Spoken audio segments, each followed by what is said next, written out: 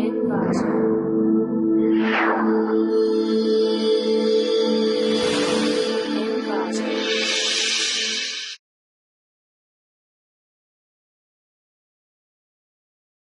Hi, welcome to clickmyproject.com.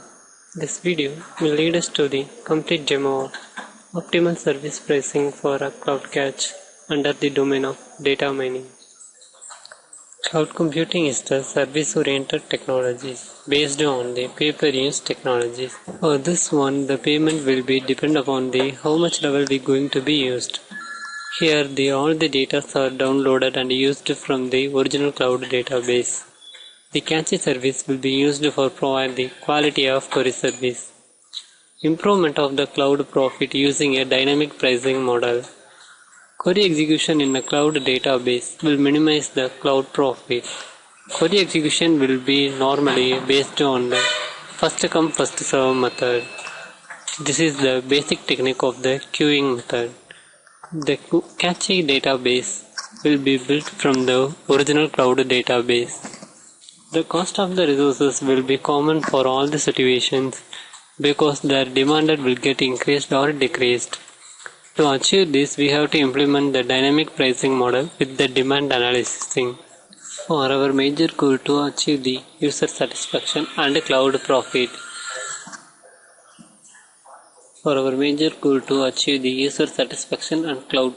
User satisfaction can be achieved by using the improve the quality of service and reduce the service allocation time, and improve the cloud profit must be contains the two levels: one-time cost for build the cache and maintenance cost for the build the cache. Next, we going to see the flow of optimal service pricing for a cloud cache. For this one, first we need to create a cloud database and also the cache database. Next, we have to analyze the structure of cache database and the cloud database. The demand of each data will be analyzed. Next, that query processing will be proceeded. Query will be getted from the user, so the request from the user considered as the query. Next, we have to search that query where it going to be placed. Is it in cloud database or in the cloud cache? The query will be presented in the cloud database means it will be processed in the cloud database and placed into the cache service. If the query already presented in the cache service means we have to improve the maintenance cost. If the query not presented in the cache service means we have to place out the cloud database query into the cache. For this one, we need to analyze the cache structure and discard the sum of the structures to replace the new query. Correlation of the structure will be analyzed and the optimal pricing for each cloud request will be proceeded. Time monitoring process will improve the maintenance cost of the cache data, and it's also getting improved the cloud profit. Next, we see the complete demo of the optimal service pricing for a cloud cache. For this one, having two phases, one for server, another one for client side. So first I must need to run the server side. Next I have to run the client side. So from this home side, there is three options for creating the cache service. One for start a create service and register. Third one is a login. So start cache service will help us to create a simultaneous cache service. Here I have to create two cache services. So first I have to load some set of files based on the frequent document occurrence method to create a cache services. Next I have to download the cache files from the original cloud database. For this one I have to run the server side. Click the cache start. Next I have to click the cache button to download the files 1, 2 and 3. And also I have to create another one cache service 1, 2 and 3. So next back to the home page.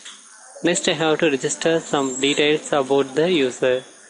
So for this one, fill the registration form by using the user details. Next I have to provide the password for the privacy access. After filling the profile details, we must need to select the user type, which one is the silver user or the gold user. Silver user having the access privileges of downloading the files from the original cloud database. Gold users are having both the options, download and uploading the files. Next I have to submit the process. Clear the fields and back to the home page. Next I have to log in into the cloud environment. So for this one I have to use the three fields, that is client name and the user ID and the password.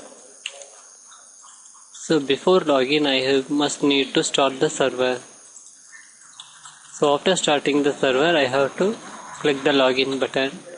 So now the login successfully. So the user profile details will be shown.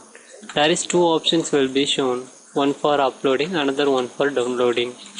First I have to upload the files to the original cloud database. So here I have to choose the one file to upload. So for this one I have to choose the data.html file. So this file cost will be 75 rupees and the size will be the 10 KB. For this one, before uploading, we must need to set a server as receive a file.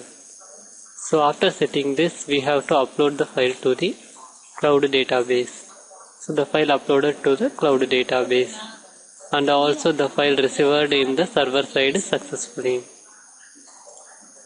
So next we have to download some files from the cloud. So for this one there is some set of requests are shown. These are the files are presented in the cache and cloud database. So here I have to choose that one file for the cloud database. First I have to choose the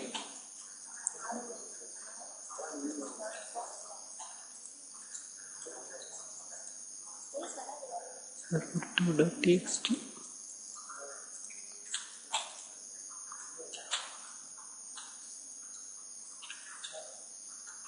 First I have to choose the one file and create a query for this file. And analyzation result will be shown, the data will be presented in the cache.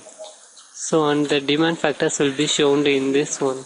So there is a file name which I going to be requested means server2.txt and its actual cost will be 7.6 rupees and the demand factor will be 1. So after getting this information we have to download the files from the cache service. So here I have to download the file and refresh the cache files. So after getting this I have to analyze it. Okay. So next I have to give some of the requests which are not presented in the cache service. So for this one here I have to give the data9.html request. Now the data will be presented in the original cloud database. So this demand factor value will be the 0 and this actual cost will be 75 rupees. So next I have to download the file from the original cache. So here I have to send the request to the cloud database. For this one I have to choose the send option in the server side. Next I have to give the online request to the original cloud database. The request will be accepted. Next I have to download the file from the original cloud database. Next I have to analyze the cache structures and both the caches are presented in this and I have to update the cache files. So after completing this, next we have to analyze the results of the optimal service pricing for a cloud cache. For this one we have to get the memory space occupied by the cache services for cache 1 and also for cache 2. So next we have to analyze the demand presented in the each cluster. So here I have to increase the demand as 2 and for cache 2 there is a equal demand. So the demanded of the data will be replaced. By this process we have to achieve the optimal cloud services and also achieve the maximization of cloud profit by using the dynamic demand pricing.